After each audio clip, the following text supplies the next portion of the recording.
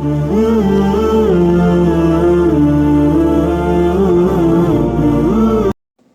वालेकुम दोस्तों, अलवारिस प्रॉपर्टी में खुश आमदीद।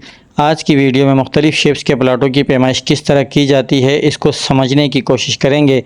ये बात याद रखिएगा, ज़मीन की पैमाइश हमेशा मरबा गज़ या मरबा फिट में की जाती है। मरबा गज़ या मरबा फिट क्या होता है, पहले इसको समझने की कोशिश करते हैं। अगर कोई पैमाइश चारों तरफ से एक एक फिट बराबर हो तो वो 1 स्क्वायर फिट कहलाएगा, और इसी तरह अगर कोई पैमाइश चारों तरफ से 3-3 फिट बराबर हो तो वो 1 स्क्वायर यार्ड्स कहलाएगा। यानी 9 मरबा फिट जो है वो 1 मरबा गज़ के बराबर है। अगर हम 120 मरबा गज़ के प्लॉट की पैमाइश की बात करें, जो कि अमूमन हर सोसाइटियों में तकरीबन 24 बाई 45 की डायमेंशन होती है, यानी उसकी बैक साइड और फ्रंट साइड जो है वो 24-24 और लेफ़्ट और राइट साइड जो है वो 45-45 फिट होती है। तो इस तरह जो है इसकी वाइड और लेंथ को एक दूसरे से जो है मल्टीप्लाई किया जाएगा, और उसके बाद जो भी आंसर आएगा वो स्क्वायर फिट में होगा। तो इसको जो है हम फिर 9 से तकसीम करेंगे। 9 से तकसीम करने के बाद जो आंसर आएगा वो स्क्वायर यार्ड्स में होगा। यानी 1080 जो है ये मरबा फिट है और 120 जो है ये मरबा गज़ है। इसी तरह कोई भी प्लॉट जिसका बैक और फ्रंट जो है वो एक जैसा हो और लेफ़्ट और राइट की डायमेंशन एक जैसी हो, तो उसे इसी तरह यानी कि वाइड और लेंथ को जो है वो मल्टीप्लाई किया जाएगा और इसी तरह इसकी पैमाइश को निकाला जाएगा। एक बात हमेशा याद रखें कि जब भी आप अपने प्लॉट की डिमार्केशन करवा रहे हों तो उसका जो डायगनल है उसको ज़रूर निकलवाएं। डायगनल जो है उसको गुनिया भी कहा जाता है, यानी आप अपने प्लॉट का गुनिया ज़रूर निकलवाएं ताकि आपके प्लॉट की जो सिमत है वो सही रहे, और मुस्तकबिल में जब आप उसके ऊपर घर बनाएं तो जो आपकी दीवारें हैं वो बिल्कुल सीधी सिमत में रहे, 90 की डिग्री में रहे, आड़ी टेढ़ी ना हो। तो डायगनल निकलवाना लाजमी है। डायगनल निकालने का आसान तरीका ये है कि जो वाइट को वाइट से मल्टीप्लाई करेंगे, यानी 24 को 24 से मल्टीप्लाई करेंगे, और इसी तरह लेंथ को लेंथ से मल्टीप्लाई करेंगे, यानी 45 को 45 से मल्टीप्लाई करेंगे। जो दोनों का जो आंसर आता है उसको आपस में जो है आप जमा करेंगे, और फिर कैलकुलेटर में एक निशान आता है जिसे स्क्वायर रूट कहा जाता है, तो उसका स्क्वायर रूट निकालेंगे। अब स्क्वायर रूट जो भी आएगा वही आपका डायगनल का मतलब आंसर है, वही आपके प्लॉट का डायगनल है। इस तरह का अगर कोई प्लॉट है तो उसको तकसीम करने का फार्मूला ये है कि आप उसका जो फ्रंट है 24 और उसका जो बैक है 36, इन दोनों को जमा करेंगे आपस में। जमा करने के बाद जो है इनको डिवाइड करेंगे 2 से। तो जब 2 से डिवाइड करेंगे तो ये आंसर आएगा 30। 30 को फिर मल्टीप्लाई करेंगे इसकी लेंथ से, यानी 45 से मल्टीप्लाई करेंगे, तो फिर इसके बाद ये स्क्वायर फिट में आ जाएगा, यानी कि ये 1350 स्क्वायर फिट का प्लॉट है। अब अगर हम इसको स्क्वायर यार्ड्स में लाना चाहते हैं तो 9 से इसको डिवाइड करेंगे। 9 से डिवाइड करने के बाद ये 150 स्क्वायर यार्ड्स का प्लॉट आ रहा है।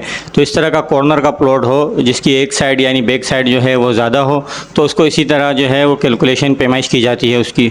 बाज़ औक़ात जो हाउसिंग स्कीम या जो हाउसिंग सोसाइटीज़ होती हैं वो जब प्लानिंग करती हैं तो बाज़ औक़ात इस तरह के प्लॉट भी उसमें मैप में आ जाते हैं, लेआउट प्लान में। तो इस तरह के जो प्लॉट हैं उसे तो ट्रायंगल प्लॉट कहा जाता है, और मार्केट में इसे उर्फ़ आम में जो है वो समोसा प्लॉट कहा जाता है। इसमें हम जो ये पहला प्लॉट है पहले इसकी मेजरमेंट करेंगे।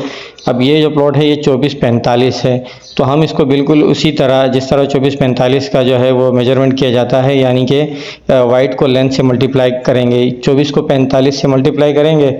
अब जो आंसर आता है उसे हम डिवाइड करेंगे 2 से।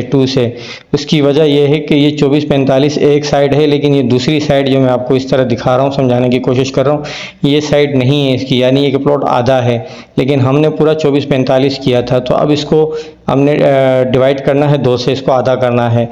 तो अब 24-45 से मल्टीप्लाई किया, अब जो आंसर आता है उसको 2 से जो है डिवाइड करें, तो इस तरह 540 स्क्वायर फिट आएगा, और इसको जो है फिर आप उसमें लेके आएंगे स्क्वायर यार्ड में, तो 9 से डिवाइड करना पड़ेगा, 60 मरबा गज़ का प्लॉट आ जाएगा।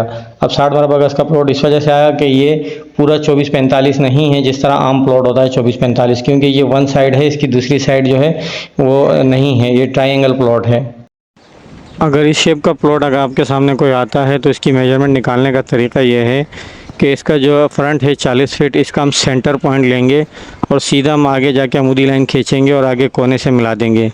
अब मिसाल के तौर पे ये जो सेंटर की लाइन है ये 50 फीट है, तो जो फ्रंट है 40 फीट, इसको हम डिवाइड करेंगे यानी 20 फीट, 20 को मल्टीप्लाई करेंगे 50 से, तो जो आंसर आएगा वो 1000 स्क्वायर फीट आएगा।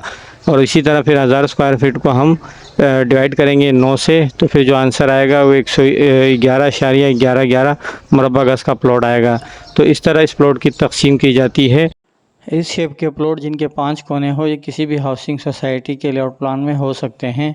तो इस तरह के प्लॉट की जो डिमार्केशन है उसके लिए सबसे पहले इसको रेक्टेंगल शेप में लाना पड़ेगा, यानी इसकी जितना भी रेक्टेंगल का जो एरिया है पहले उसको कवर करेंगे। अब रेक्टेंगल का एरिया कवर करने के बाद हमारे पास जो है 3 शेप्स आ गए हैं, जिसमें से 1 और 2 जो है रेक्टेंगल है, जबकि तीसरे का शेप ट्राइंगल में है। इसमें जो है आप देखेंगे हमने जो दाएं हाथ पे 50 फीट की जो लाइन थी वो उसको जो है डिवाइड किया है 30 और 20 में।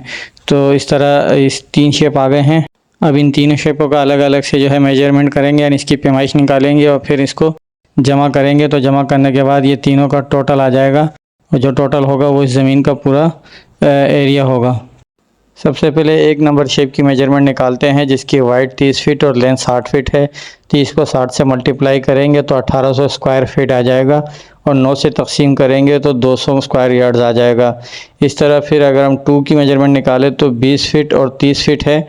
20 को 30 से मल्टीप्लाई करेंगे तो 600 स्क्वायर फीट आएगा और 9 से तकसीम करेंगे तो 66.66 यानी कि 66.66 स्क्वायर यार्ड्स आएगा।